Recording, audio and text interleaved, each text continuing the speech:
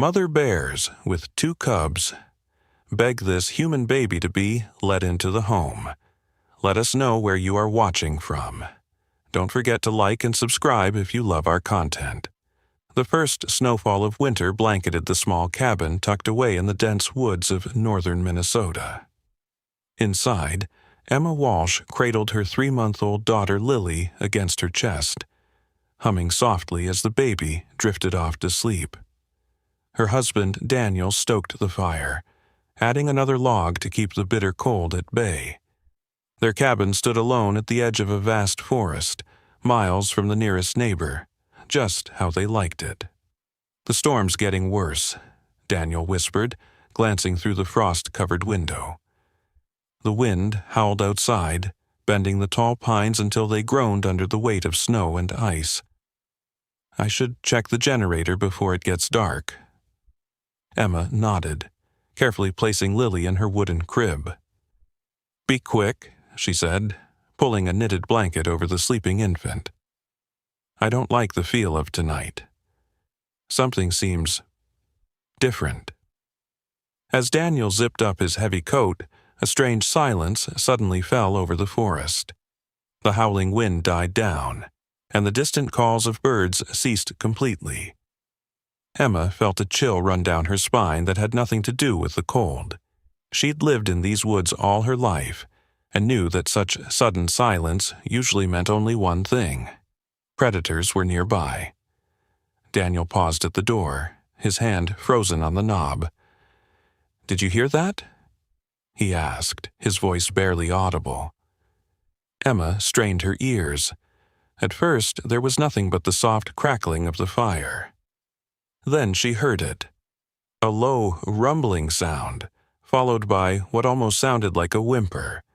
Not the cry of a wolf or the screech of an owl, but something larger, more desperate. "It's probably just the wind," Daniel said, but his voice lacked conviction. He reached for the rifle they kept mounted above the door, just in case. Before his fingers could touch the weapon, a heavy thud against the cabin wall made them both jump. Lily stirred in her crib but didn't wake. The thud came again, this time accompanied by a deep, rumbling groan that was unmistakably the sound of a bear. Emma rushed to the window, her heart hammering in her chest. What she saw made her gasp. Through the swirling snow, the massive silhouette of a bear stood on its hind legs, paw raised against the side of the cabin. But it wasn't alone. Behind it, sheltered from the worst of the storm, were 2 smaller bears, cubs, still young and vulnerable in the harsh winter. "Daniel," Emma whispered, unable to take her eyes off the scene. "There's a mother bear out there with 2 cubs." Daniel joined her at the window, his face pale. "That's not all," he said, pointing to the left. "There's another one." Emma shifted her gaze and felt her stomach drop. A second mother bear, slightly smaller than the first but still formidable, emerged from the trees. She too had a cub following close behind, limping noticeably on its front paw. As they watched in stunned silence, the larger bear lowered herself to all 4s and approached the cabin's front door. She didn't scratch or growl or show any signs of aggression. Instead, she simply sat down in the snow, her cubs huddled against her for warmth, and stared directly at the door, almost as if she were waiting to be invited in. The smaller bear joined her, guiding her injured cub to sit beside the others. Together, they formed a strange, patient gathering on the doorstep of the isolated cabin. "What do they want?" Emma whispered, clutching Daniel's arm. Before he could answer, Lily woke with a startled cry. The sound carried through the cabin and out into the snowy night. At the sound of the human baby's cries, something remarkable happened. The larger mother bear tilted her head, her ears perking up. Then, as Emma and Daniel watched in disbelief, she let out a soft, almost gentle moan, a sound that eerily mirrored the cries of their daughter. It was in that moment that Emma understood. These weren't just random bears seeking shelter from the storm. Somehow, they had come here deliberately, drawn by something more powerful than hunger or threat. They had come with a purpose. "Daniel," Emma said softly, her eyes never leaving the bears. "I think they need our help." Daniel gripped the edge of the window frame, his knuckles turning white. "Emma, they're wild animals. Bears. Do you understand what you're saying?"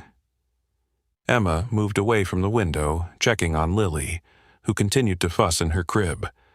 The baby's cries grew louder, and outside, the larger mother bear made that strange moaning sound again. "Listen to that," Emma whispered. "She's responding to Lily. I've never heard of bears behaving this way." Daniel ran his fingers through his hair, a habit when he was stressed. "That doesn't make them any less dangerous. They could kill us all in seconds." Emma picked up Lily, cradling her close. The baby's cries softened as she felt her mother's warmth. "Look at them again, Daniel. Really look. They're not acting aggressive. They're waiting." Daniel reluctantly returned to the window. The snow fell heavier now, almost obscuring their view, but the bears remained, their dark forms stark against the white landscape. The injured cub whimpered, trying to put weight on its hurt paw only to quickly lift it again. The smaller mother bear gently nudged it back down, licking the wounded limb. "The little one is hurt," Emma said, joining Daniel at the window with Lily in her arms. "And look how thin they all are. Bears should be hibernating by now, not wandering in a snowstorm." "Something must have disturbed their den," Daniel reasoned, his voice softening slightly. "Maybe the storm damaged it, or hunters." A sharp crack echoed through the forest, the sound of a distant gunshot. The bears flinched but didn't run. Instead, they huddled closer together, the mothers positioning themselves protectively around their cubs. "Hunters," Daniel confirmed grimly. "Out of season 2. Emma felt a surge of anger. Hunting season had ended weeks ago. Anyone shooting at bears now, especially mothers with cubs, was breaking the law. She looked down at Lily, then back at the bear family seeking shelter at their doorstep. "We can't just leave them out there," she said firmly. Daniel stared at her incredulously. "What exactly are you suggesting? That we invite 4 bears into our home? With our baby?" Emma shook her head. "No, not into the house, but the storage shed. It's insulated, empty except for tools. They could shelter there until the storm passes." "Emma, this is crazy. We don't know why they're here or what they might do." Another gunshot rang out, closer this time. The larger mother bear rose to her feet, facing the direction of the sound. She let out a low, warning growl, then turned back to the cabin. What happened next left both Emma and Daniel speechless. The bear approached the door again, but this time she gently pushed one of her cubs forward with her nose. The cub stumbled through the snow until it was pressed against the cabin door. Then the bear did something that defied everything they knew about wild animals. She bowed her head, almost as if in supplication, and looked directly at the window where Emma stood with Lily. "She's begging," Emma whispered, her voice filled with wonder. "Daniel, she's asking us to help her babies." Daniel was silent for a long moment. Then he sighed deeply. "The shed has a separate entrance from the back. I could lead them around, open the door, and let them in without getting too close." Relief flooded through Emma. "Thank you," she said, touching his arm gently. "But you and Lily stay inside with the doors locked," he insisted. "If anything goes wrong, anything at all, you call the ranger station and get out through the back." Emma nodded, though something deep inside told her she had nothing to fear from these bears. As Daniel prepared to go outside, strapping on a headlamp and pulling on his thickest gloves, She returned to the window. The bears were still waiting, their bodies gradually being covered by the falling snow. The injured cub had curled up against its mother, clearly in pain. The other two cubs shivered visibly. Time was running out for them. As Daniel unlocked the back door, Lily cooed softly in Emma's arms. Outside, the larger mother bear lifted her head, as if she could hear the baby's sounds even through the cabin walls. Their eyes met through the glass, a human mother and a bear mother, and in that moment Emma felt a connection that transcended species. They were both simply mothers, trying to protect their young against a world full of dangers. "Be careful," Emma called to Daniel as he stepped outside into the swirling snow. What neither of them realized was that their act of compassion was about to change their lives forever, in ways they could never have imagined. Daniel moved carefully around the side of the cabin, his boots crunching in the deep snow. The wind had picked up again, biting at his exposed face. He kept one hand on the wall for guidance as he made his way toward the front where the bears waited. When he rounded the corner, he froze. Reading about bears was one thing. Seeing them from the safety of a window was another. But standing less than 20 feet from two full-grown mother bears and their cubs sent a primal fear through his body. Every instinct screamed at him to run back inside. The larger bear noticed him immediately. She rose slightly, nostrils flaring as she caught his scent. Her dark eyes, intelligent and wary, locked onto his. Daniel held his breath. One wrong move could trigger a defensive attack. "Easy," he whispered, though whether to himself or the bear, he wasn't sure. "I'm here to help." To his amazement, the bear lowered herself back down. The second, smaller bear remained huddled protectively over her injured cub, watching Daniel with equal intensity. Daniel took a slow step forward, then another. He pointed toward the back of the property. "This way," he said, knowing they couldn't understand his words but hoping his gestures might communicate his intentions. The larger bear tilted her head, then looked back at her cubs. After what seemed like an eternity, she nudged them gently with her nose, urging them to stand. The injured cub struggled to its feet, whimpering softly. "Come on," Daniel encouraged, taking another cautious step toward the shed. "It's not far." To his astonishment, the bears began to follow him. Not charging, not threatening, but walking slowly through the snow, the mothers keeping their cubs between them as they moved. Daniel led them around the cabin, constantly glancing back to make sure they were still following and not getting too close. Inside the cabin, Emma watched through the kitchen window. Lily clutched tightly to her chest. Her heart pounded as she saw her husband leading 4 bears through their backyard as casually as if they were dogs. It was surreal, impossible, yet it was happening. Daniel reached the shed and fumbled with the keys, his fingers stiff from cold. The bears stopped several yards away, waiting. He finally got the door open and stepped aside, gesturing toward the entrance. The larger bear approached first, cautiously sniffing the air. She poked her head inside the shed, examining the space.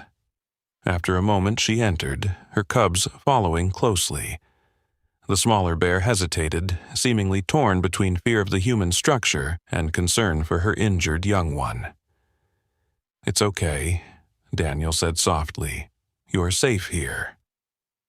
As if understanding his words, the bear finally entered the shed with her limping cub. Once they were all inside, Daniel closed the door partway, leaving it open just enough that they wouldn't feel trapped, but closed enough to provide shelter from the storm. He hurried back to the cabin, half expecting to hear the sounds of the shed being torn apart. Instead, there was only silence except for the howling wind. "They went in?" Emma asked incredulously as he stamped the snow from his boots. Daniel nodded, still not quite believing it himself. Like they knew exactly what I was offering. Emma set Lily down in her bassinet and began gathering supplies: old blankets, a container of water, and some dried berries they'd collected in the fall. "They must be hungry and thirsty," she explained, seeing Daniel's questioning look. "Emma, you're not going out there," he said firmly. "We can't just leave them like that. The little one is hurt." She held up a small first aid kit. "I've treated injured animals before." Daniel knew that tone. Before they'd moved to the cabin, Emma had worked as a wildlife rehabilitation specialist. She'd handled injured foxes, eagles, even a young wolf once. But bears were different. "These aren't raccoons or deer," he reminded her. "They're apex predators." Emma placed her hand on his arm. "They're mothers, Daniel, just like me. They need help, or they wouldn't be here." Before he could argue further, another series of gunshots echoed through the forest, much closer now. Lily, startled at the noise, beginning to cry. Emma picked her up, soothing her gently. "Those hunters are getting closer," Daniel said grimly. "If they find bears on our property—" Emma's face hardened. "Then we need to protect them." This time, Daniel didn't object when Emma bundled up and prepared a bag of supplies. He simply grabbed his rifle, not to use against the bears, but to warn off any hunters who might come too close. Together, they made their way to the shed, Emma carrying Lily strapped to her chest under her coat. The baby had settled, seemingly lulled by the gentle sway of her mother's walk. Daniel opened the shed door slowly. Inside, the bears had arranged themselves in the corner furthest from the door. The mothers sat alert, watching the entrance, while the cubs huddled between them for warmth. The injured cub licked at its paw, its small face contorted in pain. "Stay behind me," Daniel whispered, entering first. The larger bear made a low sound in her throat, not quite a growl, but a warning. Daniel stopped, holding up his empty hands to show he meant no harm. Emma peered around him, her breath catching at the sight of the massive animals up close. Slowly, deliberately, she unzipped her coat just enough to reveal Lily's face. The baby blinked in the dim light, her tiny features scrunching up as she yawned. The effect on the bears was immediate. The larger mother's posture relaxed slightly, her eyes fixed on the human infant. She made that same moaning sound they'd heard earlier, a sound that now, hearing it up close, reminded Emma eerily of how mother bears called to their cubs. "She recognizes what Lily is," Emma whispered in wonder. "She knows I'm a mother too." Taking advantage of the moment, Emma carefully set down the supplies she'd brought. She opened the container of water and placed it within reach of the bears, then scattered the dried berries nearby. Finally, she set down the blankets, pushing them toward the animals with her foot. The mothers watched, but made no move toward the offerings. The injured cub whimpered again, drawing Emma's attention. "I need to look at that paw," she said to Daniel. He shook his head. "That's pushing our luck too far." But Emma was already taking a step forward, moving slowly, her eyes on the smaller mother bear. "It's okay," she said softly. "I just want to help." The bear shifted uneasily, but didn't growl or show signs of aggression. Encouraged, Emma took another careful step, then another, until she was close enough to see the injured cub clearly. What she saw made her heart ache. The cub's paw was swollen and bloody, with what looked like a metal trap fragment embedded in the flesh. Anger flashed through her. Not only were these hunters shooting out of season, they were using illegal traps. "She escaped from a trap," Emma told Daniel, her voice tight with emotion. "That's why they're not hibernating. That's why they came to us. They're being hunted." As if confirming her words, the smaller mother bear gently pushed her injured cub forward toward Emma. It was the same gesture the other bear had made at the cabin door, an unmistakable plea for help. Emma looked into the bear's dark eyes and saw something that changed her forever. Intelligence, desperation, and trust. This wild creature was consciously placing her baby's life in human hands. "I need the first aid kit," Emma said quietly to Daniel, "and I need you to hold Lily." Daniel hesitated only briefly before carefully taking their daughter from Emma's chest carrier. The larger mother bear watched the exchange intently, but remained calm. With steady hands born from years of working with wild animals, Emma began to treat the injured cub. The little one whimpered and tried to pull away, but its mother gently held it in place with one massive paw, a cooperation that defied everything Emma knew about wild bear behavior. As Emma worked to remove the trap fragment and clean the wound, she felt the weight of all 4 bears' gazes upon her. But instead of fear, she felt only a profound connection, a bridge forming between 2 worlds that rarely met in peace. Outside, the storm raged on, and somewhere in the darkness, hunters moved through the trees.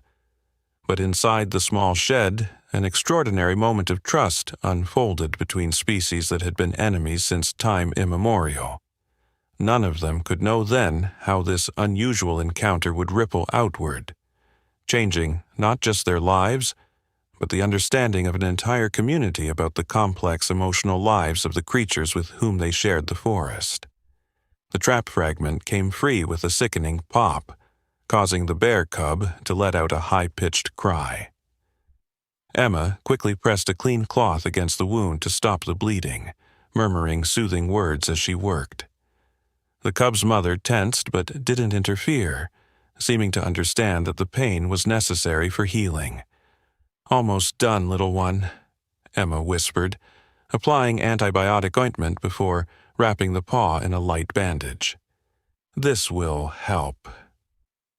Daniel stood near the door, cradling Lily while keeping watch through the crack. The baby had fallen asleep despite the tense situation, her tiny face peaceful against her father's chest. "Emma," he said suddenly, his voice dropping to a whisper. "There are flashlights moving through the trees." Emma secured the bandage and moved back from the cub, watching as its mother immediately pulled it close, inspecting Emma's work with surprising thoroughness. The larger bear rose to her feet, her attention focused on the door. A low rumble built in her chest. "The hunters," Emma said, quickly gathering her supplies. "They must be tracking the bears." Daniel passed Lily back to Emma and checked his rifle. "Stay here. I'll go talk to them." "Daniel, I'm just going to tell them this is private property and they need to move on." He gave her a reassuring smile that didn't reach his eyes. "It'll be fine." Before Emma could protest further, he slipped out of the shed, closing the door behind him. Through the small window, she could see him striding through the snow toward the approaching lights, rifle held casually but visibly at his side. Inside the shed, the atmosphere had changed. The bears were alert, the mothers standing protectively over their cubs. The larger one paced restlessly, her eyes never leaving the door. "It's okay," Emma said, though she wasn't sure if she was reassuring the bears or herself. Lily stirred against her chest, sensing her mother's tension. Outside, she could hear Daniel's voice, though not his words. Then other voices, rough, argumentative. The flashlight beams swung wildly, illuminating the snowy yard in strobing patterns. "This is private property." Daniel's voice came clearly now, firmer than before. "You need to leave." "We're tracking injured bears," a gruff voice replied. "Dangerous animals. Got a right to protect the community." "Not on my land, you don't," Daniel countered. "And bear season ended months ago." There was a tense silence, broken by a different voice, slurred and hostile. "Saw bear tracks leading right to your place. You hiding something?" Emma's heart pounded. She looked at the bears, who were now perfectly still, listening. The injured cub had stopped whimpering, as if it too understood the need for silence. "The only thing on my property is my wife and infant daughter," Daniel said coldly, "and I don't appreciate armed men trespassing near them in the middle of the night." The confrontation continued, voices rising. Emma clutched Lily tighter, praying that Daniel could convince the hunters to leave. The shed suddenly felt very small and very vulnerable. A sharp crack split the night, not a gunshot, but the sound of a punch landing. Emma gasped as she heard the scuffle, the shouts. Through the window she could see shadowy figures grappling in the snow. The bears reacted instantly. The larger mother charged toward the door, only to be blocked by Emma's body. "No!" Emma whispered fiercely. "You'll make it worse." Remarkably, the bear stopped, her massive body trembling with tension. Their eyes met again, human to bear, and Emma saw the same protective instinct that she herself felt blazing in those dark orbs. "Trust me," she said softly. Outside, the fight had stopped. Emma could see Daniel now, standing over one of the hunters who was sprawled in the snow. The other two men had backed away, their postures uncertain. "Get off my property," Daniel said, his voice carrying clearly through the cold air. "Now, or the next call I make won't be to ask nicely." The fallen hunter scrambled to his feet, snatching up his dropped rifle. For a terrible moment, Emma thought he might turn it on Daniel. Instead, he spat into the snow and backed away. "This ain't over," he growled. "Those bears are killers. When they maul someone, it'll be on you." "Those bears were nowhere near my property," Daniel lied smoothly. "You're tracking shadows." The hunters retreated, their flashlights bobbing through the trees until they disappeared from sight.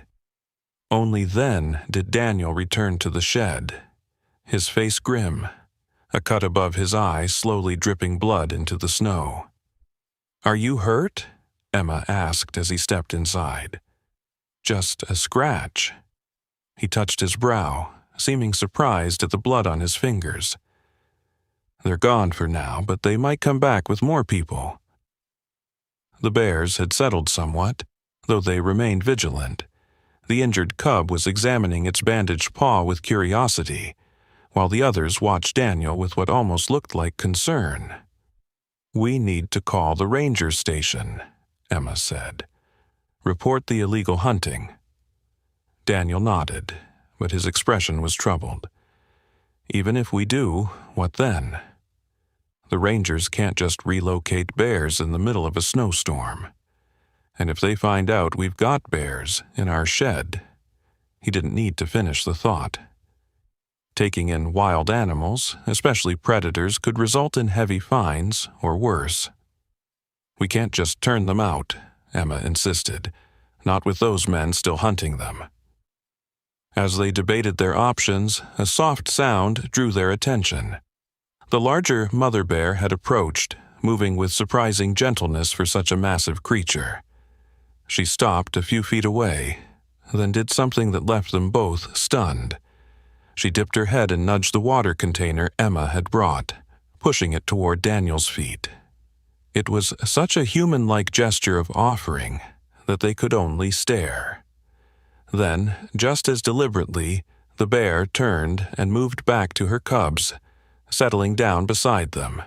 "Did she just, 'Thank you'?" Daniel asked incredulously. Emma nodded slowly, her scientific mind struggling to reconcile what she was witnessing with everything she knew about wild animal behavior. "I think she did."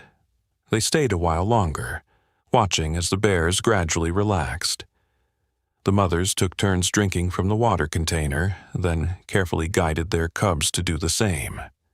They even sampled the dried berries, though they ate with delicate restraint, as if saving the food for when it was truly needed. When Emma and Daniel finally left the shed, Making sure the door was secure but still partially open, the storm had begun to ease. The snow fell more gently now, and breaks in the clouds revealed glimpses of stars. Back in the cabin, they put Lily to bed and tended to Daniel's cut. Neither spoke much, both still processing the extraordinary events of the evening. "What do we do tomorrow?" Daniel finally asked, breaking the silence. Emma gazed out the window toward the shed, barely visible in the darkness. "We help them," she said simply, "for as long as they need it." Daniel didn't argue. He'd seen enough that night to know that something exceptional was happening, something that defied explanation but demanded respect. As they prepared for bed, exhausted from the tension and wonder of the evening, neither noticed the faint lights that had reappeared at the edge of the forest. The hunters had not gone far, and they had not given up. Section 5, Daybreak, Revelations. Morning arrived with blinding brightness, sunlight reflecting off pristine snow. Emma woke early, her first thought of the bears. She slipped from bed, careful not to wake Daniel or Lily, and went to the window. The world outside had been transformed. Every branch, every surface was coated in glittering white. And there, in the freshly fallen snow between the cabin and the shed, were tracks, bear tracks, large and small, circling the property in what appeared to be a deliberate pattern. Emma dressed quickly and made her way to the shed, her boots crunching through the knee-deep snow. The door remained as they had left it, partially open.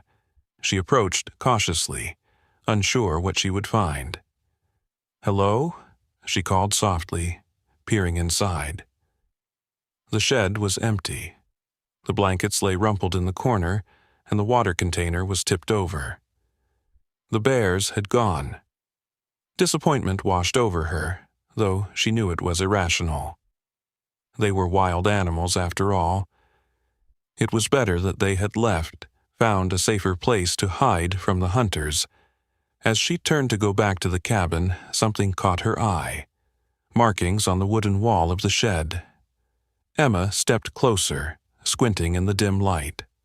Long, deep grooves had been carved into the wood, not randomly as bears might do when sharpening their claws, but in distinct patterns. 5 parallel lines, drawn with precision. Beneath them, a rough circle. And beside that, what could only be described as a crude but recognizable drawing of a cabin. Emma traced the markings with trembling fingers. This was no random scratching. This was communication. Deliberate. Intentional.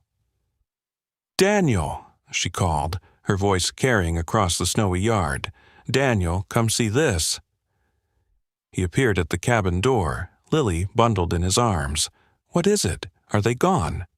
"Yes, but you need to see what they left."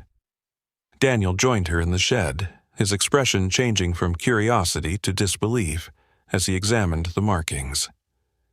"Is that?" "A map," Emma confirmed. "I think it's showing 5 lines, maybe a landmark, a road or creek. Then the circle, which could be some kind of area, and the cabin, which is us." "You think bears drew a map?" Daniel's tone was skeptical, but his eyes never left the markings. "I don't know how else to explain it." Emma ran her hand over the grooves again. "This isn't random, Daniel. They're trying to tell us something."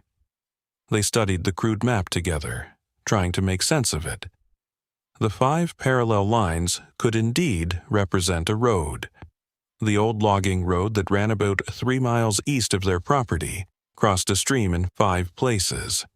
"If that's the logging road," Daniel said slowly, "and this circle is some area near it. There's an old quarry out that way," Emma remembered. "It was abandoned years ago. Deep pits, caves formed in the rock faces. A perfect place for a den," Daniel finished her thought. They looked at each other, the same realization dawning in both their eyes. The bears hadn't just been seeking temporary shelter from a storm or hunters. They had come specifically to their cabin, to people who might help them. And now they were showing them where they lived. Why would they do that? Daniel wondered aloud. Why lead us to their den? Before Emma could answer, a distant sound reached them. Engines, multiple ones, growing louder. They stepped outside to see a caravan of ATVs and snowmobiles approaching along the forest road. At least 6 or 7 vehicles carrying men with rifles. "The hunters," Daniel growled. "They've brought reinforcements." Emma felt cold fear grip her heart. The bears might have left their shed, but they had clearly not gone far, not if they'd taken the time to leave a message. They could still be nearby, vulnerable in the daylight with nowhere to hide but their den. And now these men were coming, armed and determined to find them. "We need to warn them," Emma said urgently. Daniel stared at her. "Warn the bears? Emma, how exactly do you plan to do that?" She was already moving toward the cabin. "I don't know, but they trusted us enough to show us where they live. We can't just let those men find them." Inside, Emma quickly packed a bag, more medical supplies for the injured cub, food, water, and a map of the area. Daniel followed her, still holding Lily, his expression torn between concern and resignation. "You want to go to their den," he said. It wasn't a question. "We can get there first if we take the snowmobile." Emma zipped up the bag. "We can lead the bears somewhere safer before the hunters find them. Or we could call the rangers now, report the illegal hunting, and let them handle it. By the time the rangers get here, it could be too late." Emma took Lily from his arms, kissing her soft cheek. "I'm not asking you to understand, Daniel, but I have to try." He watched her for a long moment, then sighed deeply. "We'll take Lily to Sarah's," he decided, referring to their closest neighbor 5 miles down the road. "Then we'll go to the quarry together." Relief flooded through Emma. She hadn't wanted to say it, but she'd been prepared to go alone if necessary. "Thank you." They bundled Lily into her warmest clothes, packed her diaper bag, and secured her in her car seat. As Daniel prepared the truck, Emma took one last look at the markings in the shed. 5 lines, a circle, a cabin. A message from one mother to another. "We're coming," she whispered to the empty shed. "Hold on." The drive to Sarah's took longer than usual with the snow-covered roads. By the time they had dropped off Lily, with a hastily concocted story about needing to check on storm damage, and circled back toward the quarry on their snowmobile, nearly 2 hours had passed. They could hear the hunters' vehicles in the distance, spreading out through the forest. Daniel drove the snowmobile expertly through the trees, following the route they had decoded from the bears' crude map. Emma clung to his back, scanning the forest for any sign of their ursine friends. The old quarry came into view, a massive gash in the earth, its steep sides covered in snow, dotted with dark openings of small caves and crevices. Daniel cut the engine some distance away, and they continued on foot, moving as quietly as possible. "There," Emma whispered, pointing to fresh tracks in the snow near the quarry's edge. "They're here." They followed the tracks carefully, alert for any sign of the hunters. The trail led them to a large opening at the base of the quarry wall, partially hidden by fallen rocks and thick brush. Bear tracks led inside. Daniel looked at Emma, his expression clearly saying this was madness, but he didn't try to stop her as she approached the cave entrance. "Hello?" she called softly into the darkness. "We're here to help." For a long, tense moment there was only silence. Then, from the depths of the cave, came a familiar rumbling sound. The larger mother bear emerged slowly from the shadows, her dark eyes fixed on the humans. Behind her, her cubs peeked out cautiously. "The hunters are coming," Emma said, not sure if the bear could understand her words, but trusting she would sense the urgency. "You need to leave." The bear tilted her head, her nostrils flaring as she caught their scent. Recognition flickered in her eyes. She turned back toward the cave and made a soft chuffing sound. To Emma and Daniel's amazement, the smaller mother bear appeared, her injured cub limping beside her, the bandage still wrapped around its paw. But they weren't alone. Behind them came more bears, 3 more adult females, each with cubs of their own. A total of 5 mother bears with their young. 5 lines, Daniel whispered in awe. 5 mother bears. The pieces fell into place with stunning clarity. The bears at their cabin hadn't just been seeking help for themselves. They had been scouts, representatives sent to find assistance for their entire extended family. A family that was being systematically hunted out of season, pursued even as they tried to hibernate. The sound of engines grew louder. They didn't have much time. "We need to move them," Emma said urgently. "There's an old nature preserve about 6 miles north. No hunting allowed, rangers patrol it regularly." Daniel nodded, but his eyes never left the assembled bears. "And how do we explain to the rangers why we're leading a parade of bears through the forest?" Emma had no answer for that. She simply approached the larger bear, the one who seemed to be the leader, and pointed north. "This way," she said clearly. "Safety."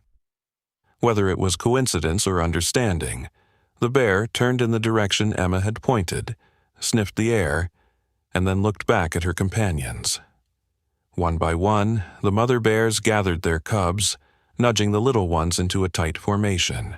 The injured cub struggled to keep up, its bandaged paw still tender, but its mother patiently supported it, allowing the small creature to lean against her massive frame for stability. "They're listening to us," Emma whispered, astonishment evident in her voice. "Daniel, they actually understand." Daniel watched the scene unfold with disbelief etched across his features. Everything he thought he knew about wild animals, about the separation between human and animal intelligence, was being challenged before his eyes. These weren't just instinct-driven creatures, they were demonstrating complex thinking, communication, and trust. "The engines are getting closer," he said, forcing himself back to the immediate danger. "We need to move now." Emma approached the lead bear, maintaining a respectful distance but close enough to establish what felt impossibly like eye contact. "Follow us," she said clearly, gesturing toward the snowmobile and then to the north. "We'll lead you to safety." The bear blinked slowly, her dark eyes reflecting intelligence that science had never fully acknowledged in her kind. She made a low, rumbling sound that rippled through the group, and the bears began to move as one unit, the mothers protectively flanking their cubs. Daniel started the snowmobile, keeping the engine at its lowest setting to minimize noise.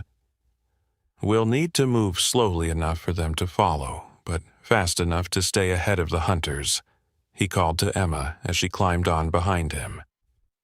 They set off through the snow-laden forest, following game trails and natural clearings where the bears could move more easily. Every few minutes, Daniel would pause and look back, half expecting the bears to have vanished into the wilderness. But each time, the remarkable procession remained. 5 mother bears and their cubs, moving with purpose and trust behind the humans who had become their unlikely allies. The journey was arduous. The snow was deep, and the injured cub frequently needed to rest. During these pauses, Emma would check on its bandage, sometimes applying more antibiotic ointment or adjusting the wrapping. The mother bears watched closely, but showed no aggression, only what Emma could only describe as gratitude in their expressive eyes. "We're about halfway there," Daniel said during one such stop, consulting his map. "But the hunters are spreading out. Listen." Emma strained her ears. The sound of engines came from multiple directions now, ahead and behind, east and west. The hunters had split up, creating a net that was slowly closing around them.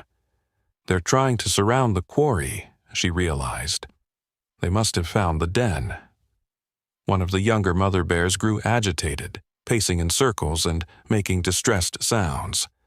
Her cubs huddled together, sensing their mother's anxiety. The lead bear, the one who had first come to their cabin, approached the distressed mother. What happened next left both humans speechless. The larger bear pressed her head against the younger one's in what could only be described as a comforting gesture. The younger bear calmed almost immediately, nuzzling her cubs before rejoining the group. "They're not just cooperating," Emma said softly.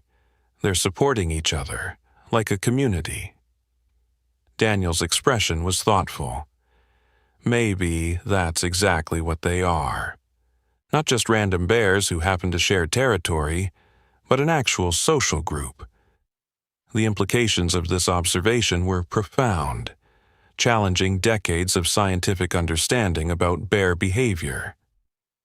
But there was no time to dwell on it. The hunters were getting closer. They continued their journey, changing direction several times to avoid the approaching vehicles. The forest grew denser, the trees closing in around them, providing better cover but making progress more difficult. "There's a river ahead," Daniel said, pointing to a line of willows that marked the waterway. "If we can cross it, the preserve is just beyond. The hunters won't follow us there, not with the rangers patrolling." The sound of rushing water reached them as they approached the riverbank. Winter had not yet frozen it completely. Dark water surged between ice-crusted edges, the current swift and dangerous. Daniel surveyed the scene with growing concern. "It's too wide and fast for the snowmobile.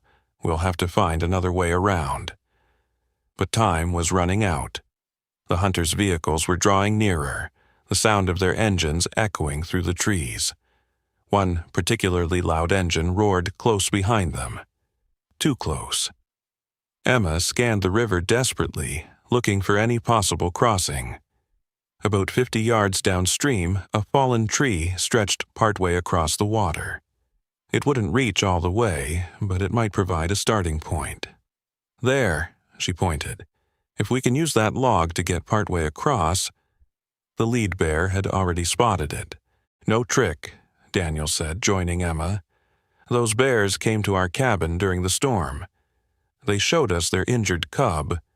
They drew us a map to find the others. They're not just animals, they're intelligent beings asking for help." The bearded hunter spat into the snow. "That's crazy talk. Bears can't draw maps." "Then how do you explain what you're seeing?" Emma demanded, gesturing at her phone. "Look at the photos. Look at them there." She pointed across the river. "They're watching us right now, understanding everything that's happening." As if on cue, the lead bear rose onto her hind legs, her full height impressive even at a distance. She made a deep, rumbling sound that carried across the water. Not a threat, but almost like speech. Several of the hunters took involuntary steps backward. "Jesus," whispered one. "It's like she's talking to us." "She is," Emma said firmly. "She's telling you to leave them alone." The standoff continued for several tense moments. Then a new sound cut through the forest. Sirens, growing louder by the second. "Rangers," Daniel said, relief evident in his voice. "I called them before we left the quarry." The bearded hunter cursed and signaled to his companions. "Let's go. We don't need this trouble." As they turned their vehicles to leave, Emma called after them. "The hunting season is over. If I see you near these bears again, I'll make sure you're prosecuted." The hunters disappeared back into the forest. the sound of their engines fading quickly. Across the river, the bears remained watchful, the mothers gathering their cubs close, ready to flee if necessary. The ranger vehicles pulled up minutes later, 2 heavy-duty trucks with official Forest Service markings. 4 rangers emerged, armed but with their weapons holstered. "Mr. and Mrs. Walsh?" the lead ranger asked, approaching Daniel and Emma. "We got your call about illegal hunters." Daniel nodded. "They just left. They were hunting these bears." He gestured across the river. The rangers turned, finally noticing the assembled bears on the far bank. Their reactions were immediate. Hands moved to weapons, bodies tensed. "Hold on," Emma said quickly. "They're not dangerous, they're just trying to reach the nature preserve." The lead ranger, a woman in her 40s with weathered features, looked skeptical. "Ma'am, those are wild bears. They're always dangerous." "Not these ones," Emma insisted. She quickly explained the extraordinary events of the past 24 hours. The bears coming to their cabin, the injured cub, the map, the journey to the preserve. The rangers listened with increasing disbelief. "Bears don't behave like that," one said flatly. "These ones do," Daniel replied, "and we have proof." He handed over Emma's phone with the photographs. The lead ranger studied the images, her expression changing from skepticism to cautious curiosity. "I've never seen anything like this," she admitted. "But even if what you're saying is true, we can't just let those bears wander into the preserve. They need to be evaluated, tagged, possibly relocated." "They're trying to relocate themselves," Emma argued. "They chose the preserve because they know it's safe. All they need is a chance to establish a new den for the winter." Across the river, the bears had begun to move again, following the shoreline deeper into the preserve. The lead bear paused once, looking back at the humans, before disappearing into the trees with her extended family. The lead ranger sighed, handing the phone back to Emma. "I've been working these forests for 20 years, and I've never heard a story like yours. But those photos—" She shook her head. "We'll need you both to come to the station and file a formal report, and we'll need to track those bears to ensure public safety." "Will you protect them from the hunters?" Emma asked anxiously. The ranger nodded. "If they're in the preserve, they're under our protection. And if what you're saying is true, if these bears really did communicate with you, then we're dealing with something science needs to study, not something hunters need to shoot." As they drove to the ranger station in one of the Forest Service trucks, Emma gazed out the window at the snowy landscape. Somewhere in those trees, 5 mother bears were leading their cubs to safety, bears who had trusted humans enough to ask for help, who had demonstrated cooperation, communication, and compassion typically considered beyond their capabilities. She thought of Lily, safely at Sarah's house, unaware that her parents had just participated in something that might change our understanding of animal intelligence forever. One day, she would tell her daughter this story. The day the bears came asking for help, the day they discovered that the line between human and animal minds might be far less defined than science had believed. Daniel reached over and squeezed her hand. "What do you think will happen to them?" he asked quietly. Emma smiled, a sense of peace settling over her despite the chaos of the day. "They'll survive," she said with certainty, "and they'll remember us, just like we'll remember them." As the truck wound its way through the forest toward civilization, Emma could almost swear she heard a distant, rumbling farewell echoing through the trees, the voice of a mother bear, speaking from one parent to another across the boundaries of species. 2 weeks passed since the remarkable rescue. The Walsh family had settled back into their routine, though life would never quite be the same. The ranger station had taken their full report, documented the bears' unusual behavior, and promised to monitor the situation. Scientists from the state university had visited, interviewed Emma and Daniel extensively, and examined the markings in the shed with barely concealed excitement. This could revolutionize our understanding of ursine intelligence, one researcher had enthused, carefully photographing the crude map. Deliberate symbolic communication from bears, it's unprecedented. Emma had shared everything except one detail: the profound emotional connection she had felt with the mother bears. That moment of recognition between two maternal souls that transcended species. Some things were too personal, too mysterious for scientific scrutiny. On a crisp morning in early December, Emma sat by the cabin window, nursing Lily while watching snowflakes drift lazily from a pearl-gray sky. Daniel had gone to town for supplies, taking advantage of the cleared roads before the next storm hit. "Your dad should be home soon," she murmured to the baby, who gazed up at her with wide, innocent eyes. "Then we'll have hot chocolate and read stories by the fire." "Would you like that?" Lily responded with a tiny burble, her fingers curling around Emma's thumb with surprising strength. At 3 months old, she was already showing a distinct personality, curious, observant, with a calm disposition that reminded Emma of herself. A movement at the forest's edge caught Emma's attention. She squinted through the falling snow, her heart quickening as a large, dark shape emerged from the trees. It moved with deliberate grace, its massive body leaving deep tracks in the fresh powder. The lead mother bear. Emma sat perfectly still, Lily cradled against her chest. The bear approached slowly, stopping about 50 yards from the cabin.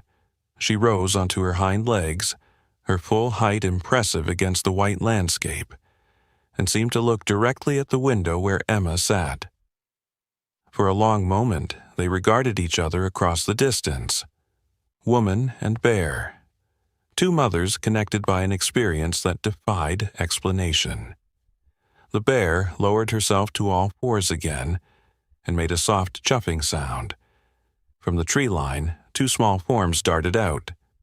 Her cubs, noticeably larger than they had been 2 weeks ago, tumbling and playing in the snow with carefree abandon. Their mother watched them indulgently, occasionally nudging them back when they strayed too far. Emma smiled, tears welling in her eyes at the simple beauty of the scene. The bear family was healthy, safe, enjoying a moment of peace.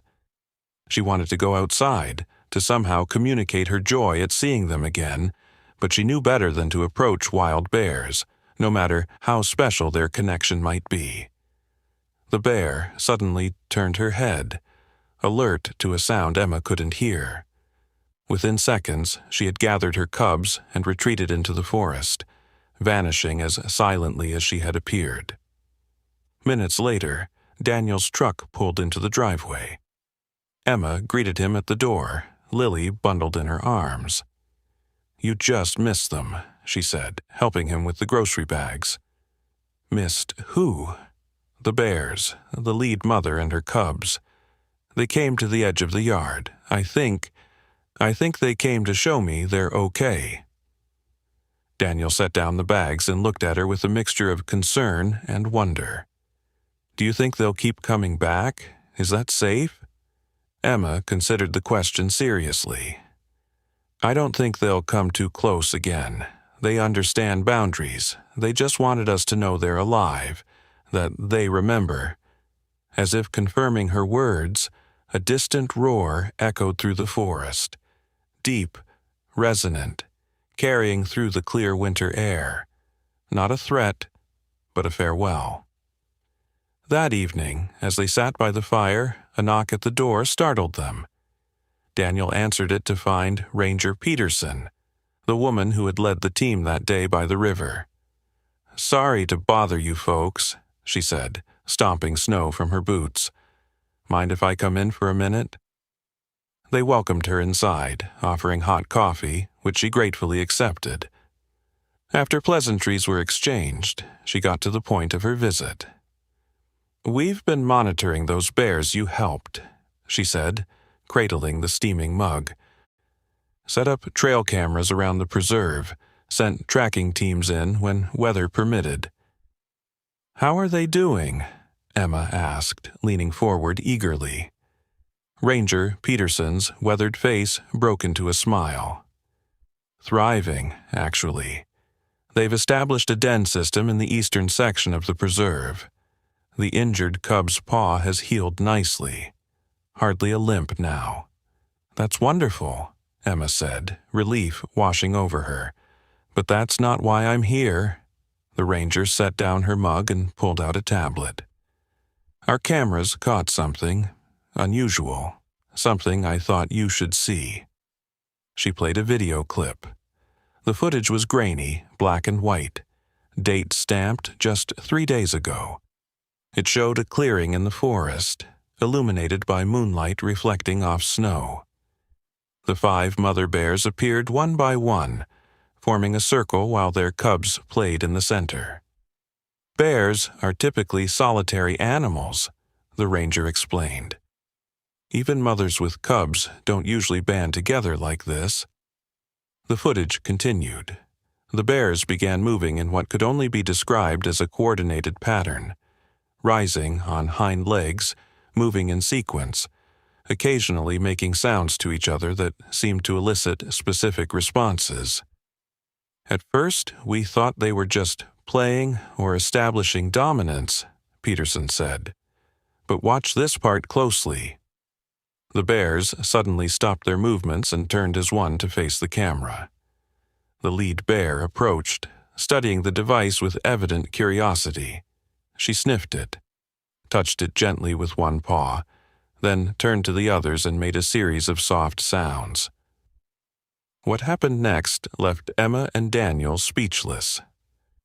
The bears began to scratch in the snow, taking turns, each adding to what was gradually taking shape on the ground.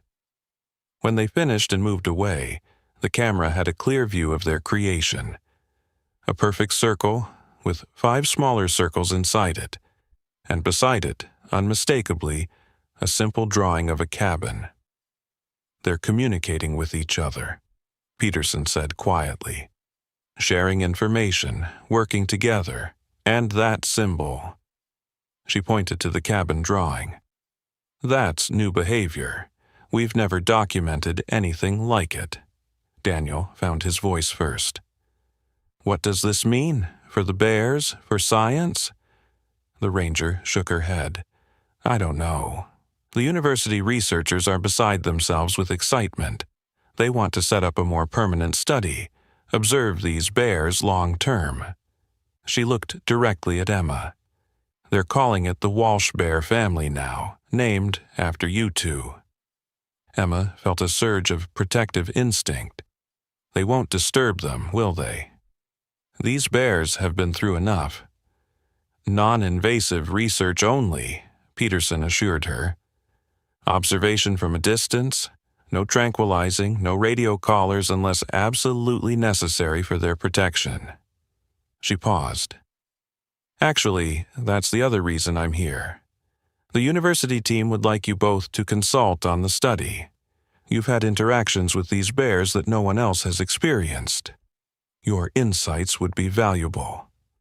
Emma and Daniel exchanged glances, a silent communication passing between them. This was an opportunity to ensure the bears were treated with the respect and understanding they deserved, to help bridge the gap between human and animal worlds. "We'd be honored," Emma said finally, "as long as the bear's well-being comes first." Ranger Peterson nodded. "Of course. And there's one more thing." She reached into her pocket and pulled out a small, carved wooden bear. "This was left at the station door 3 nights ago. No one saw who left it, but—" She handed it to Emma. The carving was exquisite, detailed far beyond what a casual whittler might produce. It depicted a mother bear standing protectively over a cub. Turned over, its base revealed 5 small notches arranged in a circle, and beside them, a tiny cabin etched with painstaking precision. "The same symbols," Daniel whispered, examining the carving. Peterson nodded. "There's a small community of Native Americans about 20 miles from the preserve. They've had stories about the bears in these forests for generations. Stories about bears with human-like intelligence. Bears who could communicate with people who showed them respect and compassion." "You think they left this?" Emma asked, running her finger over the smooth wood. "I think," the ranger said carefully, "that what happened between you and those bears has touched more lives than just yours. The story is spreading, changing how people around here think about the animals we share these forests with." After Ranger Peterson left, Emma sat by the window, the carved bear clutched in her hand, looking out at the snowy forest. Lily slept peacefully in her crib nearby, unaware that her young life had already intersected with something extraordinary. "Do you think she'll remember any of this when she's older?" Daniel asked, sitting beside Emma and draping an arm around her shoulders. Emma smiled, leaning into his embrace. "Maybe not consciously, but somewhere deep inside, I think she'll carry it with her. The knowledge that there's more intelligence, more emotion, more connection in this world than most people ever realize." Out in the darkness, a gentle snow began to fall again, covering the tracks that led from the forest to their cabin and back again. A path between two worlds that had briefly, miraculously, touched. Spring arrived in the Minnesota wilderness with a riotous explosion of color and sound. The snow retreated grudgingly, revealing tender shoots of green pushing up through the softening earth. Birds returned from their southern sojourns, filling the forest with songs and busy nest building. Life renewed itself with the ancient rhythm of the seasons. The Walsh cabin had changed in subtle but significant ways since the winter encounter with the bears. A small research station now stood at the edge of their property, a simple structure housing equipment to monitor forest activity, staffed occasionally by university students who treated Emma and Daniel with a mixture of academic curiosity and barely concealed awe. "The mothers and cubs have emerged from hibernation," reported Nadia, a graduate student specializing in bear behavior. She showed Emma footage from the preserve cameras, the images capturing 5 healthy mother bears leading their cubs out into the spring sunshine, teaching them to forage for the first tender plants of the season. "They all survived the winter," Emma noted with satisfaction. "And the injured cub?" Nadia smiled. "Completely healed. In fact, he's one of the most active of the group." She scrolled to another clip showing the once injured cub scampering up a tree, demonstrating perfect use of its formerly wounded paw. Emma felt a surge of joy watching the bears thrive. The months of research had yielded fascinating insights into their unusual social structure. Unlike most bear populations, where adults were primarily solitary except during mating season, these 5 mothers maintained their close association, denning near each other and cooperating in raising and protecting their young. "We're documenting behaviors never before seen in wild bears," Nadia explained enthusiastically. "Coordinated hunting strategies, sentinel posting, even what appears to be deliberate teaching of cubs by bears other than their mothers. It's revolutionary. But the most extraordinary discoveries had been in the area of communication. The bears continued to create symbolic markings, not just at random, but in specific locations and contexts that suggested intentional message leaving. The researchers had documented over 30 distinct symbols, some appearing repeatedly with enough consistency to suggest a rudimentary form of written language. The scientific papers were cautious in their conclusions, careful not to anthropomorphize or overstate the findings. But in private conversations, even the most skeptical researchers admitted they were witnessing something that challenged fundamental assumptions about animal cognition. Lily, now 8 months old and beginning to crawl with determined enthusiasm, had become the unexpected focus of particular interest from the bears. On 3 separate occasions, mothers and cubs had appeared at the forest edge when Emma had Lily outdoors. They never approached closely but watched with evident curiosity as the human baby explored her world. "It's like they recognize her as a cub," Daniel had observed after one such encounter. "They're keeping track of her development." This particular morning, Emma sat on the cabin porch with Lily in her lap, enjoying the warm spring sunshine. Daniel was inside preparing lunch, occasionally visible through the window as he moved about the kitchen. A movement at the tree line caught Emma's attention. She wasn't surprised to see the lead mother bear emerge slowly from the forest. This bear, whom the researchers had named Matriarch but whom Emma privately thought of as Sage, had established a pattern of periodic visits. Never threatening, never approaching too closely, but making her presence known as if checking in on the human family that had helped save her extended clan. What was surprising, however, was that Sage was alone. Her cubs, now considerably larger than when Emma had first encountered them, were nowhere to be seen. "Hello, old friend," Emma called softly, remaining seated to appear non-threatening. "Where are your little ones today?" Sage stopped at her usual distance, her dark eyes fixed on Emma and Lily. She made a soft chuffing sound, then deliberately placed something on the ground in front of her. With one massive paw, she nudged it forward a few feet, then backed away several steps. Emma stared at the object, curiosity overcoming caution. "Daniel," she called through the open door. "Could you come here for a minute?" Daniel appeared, wiping his hands on a dish towel. "What is it?" "Sage left something," Emma said, nodding toward the object on the ground. "I'd like to see what it is." Daniel frowned. "Let me get it. You stay with Lily." "No," Emma said firmly. "She left it for me. I can feel it." She handed Lily to Daniel. "Just keep her safe. I won't go near Sage." Before Daniel could protest further, Emma descended the porch steps and crossed the yard. Sage remained where she was, watching intently but showing no signs of aggression. When Emma reached the object, she crouched down to examine it. It was a chunk of tree bark, roughly 6 inches square, with deep grooves carved into its surface. The markings were precise, deliberate, 5 small circles arranged around a larger central circle.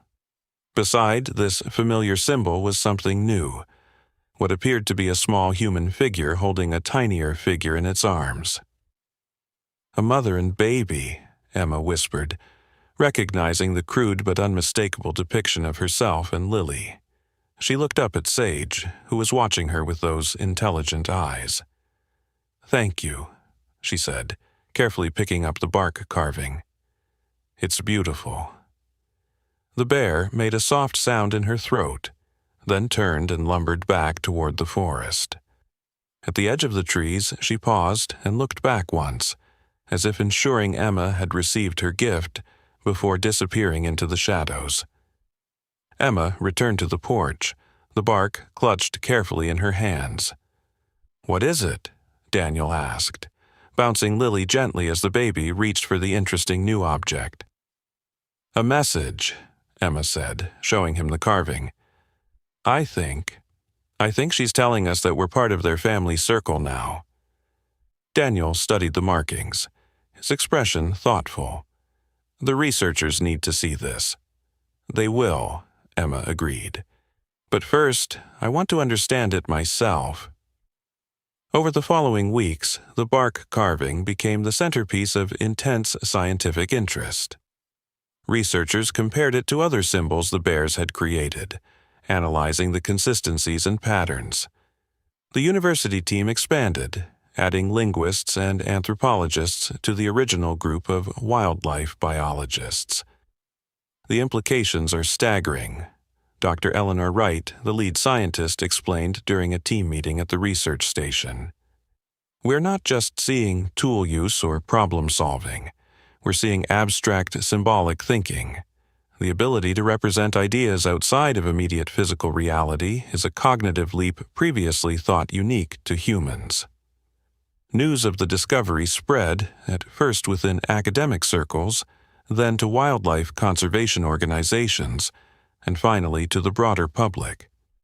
Journalists began to appear at the edge of the Walsh property, hoping for a glimpse of the talking bears, as sensationalist headlines had dubbed them. "This is getting out of hand," Daniel said one evening, closing the curtains against the telephoto lenses aimed at their home. "They're treating it like a sideshow." Emma nodded, concern creasing her brow. "And it's disturbing the bears. Sage hasn't come to the edge of the forest in over a week." The ranger station had increased patrols around the preserve, protecting the bears from the growing human interest. But the situation was becoming increasingly tense. Some locals welcomed the attention and tourism dollars. Others resented the disruption of their quiet rural life. A small but vocal group, including some of the hunters Emma and Daniel had confronted during the winter, spread rumors that the bears were dangerous, that the research was fraudulent, that the Walshes were perpetrating a hoax. "We need to do something," Emma said, watching Lily sleep peacefully in her crib, unaware of the controversy swirling around their family. "The bears trusted us. We can't let this harm them." Daniel was quiet for a long moment, then said, "Maybe we should consider Dr. Wright's offer." The university had proposed establishing a formal research center, a properly funded, permanently staffed facility that would allow for long-term study while protecting the bears' habitat. The plan included designating a larger area around the preserve as a special conservation zone, with restrictions on hunting and development. "It would mean more changes," Emma said carefully. "More people, more attention. But also more protection," Daniel pointed out. "And it would put the research on a legitimate footing, not this media circus we have now." Emma walked to the window and gazed out at the darkened forest. Somewhere out there, 5 mother bears were caring for their cubs, teaching them the unique culture and communication that had developed within their unusual family group. Teaching them, perhaps, about the humans who had helped them survive the winter and now studied their ways with growing understanding. "Let's do it," she decided, "but with conditions. We want oversight on how the research is conducted. The bears' welfare comes first, always." The following morning, they called Dr. Wright to accept the proposal, laying out their terms for proceeding. By afternoon, plans were in motion. University administrators and wildlife officials moving with surprising speed to secure the necessary approvals and funding. 3 days later, Emma was in the yard with Lily, showing the increasingly mobile baby how to identify different wildflowers when a familiar figure emerged from the trees. Sage approached, stopping at her usual distance. Behind her, to Emma's surprise, came the 4 other mother bears, each with their cubs in tow. The entire extended family stood at the forest edge, watching the human mother and child with evident interest. "Daniel," Emma called softly. "Bring the camera, slowly." Daniel appeared with the camera the researchers had left for documenting bear visits. He began recording, his movements deliberate and non-threatening. What happened next would later be described in scientific journals, documentary films, and eventually history books as the moment that irrevocably changed humanity's understanding of animal intelligence. Sage, the lead mother, stepped forward and deliberately began to scratch in the soft earth. Each of the other mother bears then took turns, approaching one by one to add to the markings while their cubs watched attentively. When they finished, they backed away as a group, creating a clear view of what they had drawn. It was a map, unmistakably, undeniably a map, showing the forests, the preserve, the Walsh cabin, and the rivers that bordered their territory. But this map included new elements, a large circle encompassing the entire area, with smaller symbols throughout that corresponded to the bears' favored foraging grounds, water sources, and denning sites. "They're showing us their home." It was a map, unmistakably, undeniably a map, showing the forests, the preserve, the Walsh cabin, and the rivers that bordered their territory. But this map included new elements: a large circle encompassing the entire area, with smaller symbols throughout that corresponded to the bears' favored foraging grounds, water sources, and denning sites. "They're showing us their home," Emma whispered, awe evident in her voice, "their entire territory." Daniel continued filming, his hands steady despite his racing heart. There's no precedent for this, Emma. No wild animal has ever voluntarily mapped their territory for humans before." As they watched in stunned silence, Sage approached the drawing once more. With deliberate movements, she added a new symbol at the edge of the map, a crude representation of what appeared to be a building larger than the cabin. "I think," Emma said slowly, "she's acknowledging the research center, showing that they understand what's happening." The implications were staggering. Not only were these bears communicating through symbolic markings, but they were demonstrating awareness of human activities and plans that affected their territory. They were participating in the relationship being formed between species. Sage looked up from her drawing and made direct eye contact with Emma. There was something in that gaze, a depth, an intelligence, an emotional presence that transcended every scientific understanding of animal consciousness. It wasn't just intelligence Emma saw in those dark eyes, it was wisdom. The moment was interrupted by the sound of vehicles approaching, the research team arriving for their daily observations. The bears retreated swiftly but calmly, disappearing into the forest with practiced efficiency. Dr. Wright was the first to reach the yard, her eyes widening as she took in the elaborate drawing in the dirt. "Is that a map?" Emma confirmed. They made it together, all 5 mothers taking turns. "And look," she pointed to the symbol Sage had added last, "we think that represents the research center. They know what we're planning." The scientist crouched by the drawing, her experienced eyes analyzing every detail with growing excitement. "This changes everything," she murmured. "Absolutely everything." The Northwoods Bear Research Center opened officially 6 months later, a sprawling but tastefully designed facility that blended with the natural environment. Solar panels gleamed subtly on carefully angled roofs, capturing energy while remaining visually unobtrusive. The buildings were constructed using sustainable materials, with elevated walkways connecting structures to minimize disruption to the forest floor. Emma stood on the observation deck, Lily perched on her hip, watching as officials cut the ceremonial ribbon. The 9-month-old baby babbled excitedly, pointing at the colorful flags decorating the entrance. "That's right, sweetie," Emma murmured. "Pretty flags, and look." She turned slightly, directing Lily's attention to the forest edge where dark shapes moved among the shadows. "Your special friends came to watch, too." The bears had maintained a cautious but consistent presence throughout the construction process. They observed from safe distances, neither fleeing from nor approaching the human activity. The research team, under Emma and Daniel's insistence, had established strict protocols to ensure the bears were never disturbed or made to feel threatened. "They understand what we're doing," Emma had explained repeatedly to skeptical officials and contractors. "They're allowing this to happen in their territory. We need to respect that." Daniel joined them on the observation deck, slipping an arm around Emma's waist. "Governor's speech is finally over," he said with a slight smile. "I think even Sage was getting bored." "Did you see her yawn?"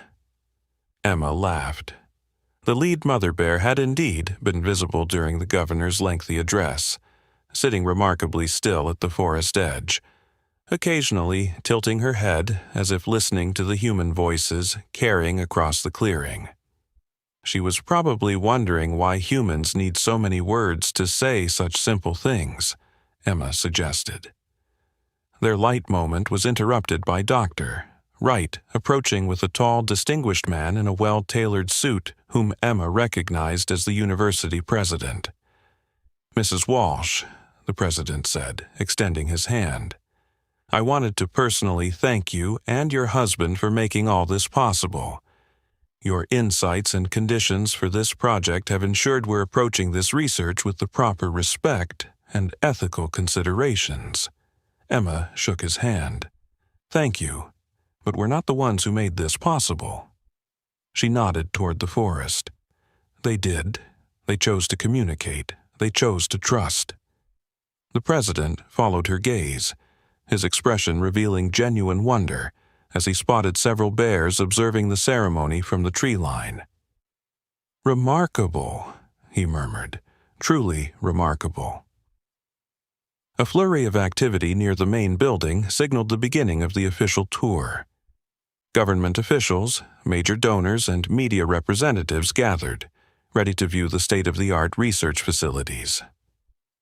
"Shall we join them?" Dr. Wright asked. "The governor specifically requested you both be part of the tour." Daniel shook his head. "I think we'll stay here a while longer. This is a good moment for simple observation." The scientist nodded understandingly and led the university president away, leaving the Walsh family alone on the observation deck. Emma settled into one of the comfortable chairs designed for long-term wildlife watching. Lily squirmed in her lap, her curious eyes drawn to the movement at the forest edge where the bears continued their patient observation. "Do you think they understand what today means?" Daniel asked, taking the seat beside her. Emma considered the question, watching as Sage guided her cubs, now nearly adolescents, in a semicircle along the tree line, positioning them to better observe the human gathering. "I think they understand more than we can imagine," she replied softly. "They've been watching us, learning about us, just as we've been studying them. The difference is, they began their observations long before we recognized their intelligence." As the official tour proceeded through the research center, Emma, Daniel, and Lily remained on the observation deck, sharing a moment of quiet communion with the bears who had changed their lives and were now changing scientific understanding of animal consciousness. Suddenly, Sage stepped fully out of the forest, her massive form silhouetted against the green backdrop. With deliberate movements, she rose onto her hind legs, a position that once would have seemed threatening, but now registered as something else entirely. She stayed that way for several long moments, gazing directly at the Walsh family. Then, in a gesture that brought tears to Emma's eyes, the bear placed one paw over her heart before lowering herself back to all fours. "Did you see that?" Daniel whispered, his voice thick with emotion. Emma could only nod, words failing her. The simple gesture, so human-like, so full of meaning, transcended every boundary between their species. As Sage turned to lead her family back into the depths of the forest, Emma knew with absolute certainty that they were witnessing not just a new scientific discovery, but the beginning of a profound relationship between two intelligent species sharing one world. "Goodbye for now, old friend," she called softly as the bears disappeared among the trees. "Thank you for trusting us with your story." The research center would go on to document extraordinary behaviors and communication patterns among the bears. Scientific papers would be published, theories of animal cognition would be rewritten, and conservation policies would be transformed by the growing recognition of complex intelligence in non-human species. But for Emma, Daniel, and Lily, The true magic would always be that winter night when desperate mother bears had knocked on their door, asking for help. The night that reminded humans that compassion, intelligence, and the love of family were never exclusively human traits, but universal bonds that connected all living beings who shared the ancient forests and the wider world beyond. As the sun began to set over the Northwoods Bear Research Center, casting long shadows across the clearing, Emma held her daughter close and whispered in her ear, "Remember this day, Lily. Remember that sometimes the most important voices are the ones we've never been taught to hear, and the deepest connections come when we open our hearts to understanding those different from ourselves." In the distance, a mother bear called to her cubs, her voice echoing through the trees, a sound that once might have struck fear, but now carried a message of shared wisdom across the dividing line between wilderness and civilization, between human and animal, that had suddenly grown much thinner.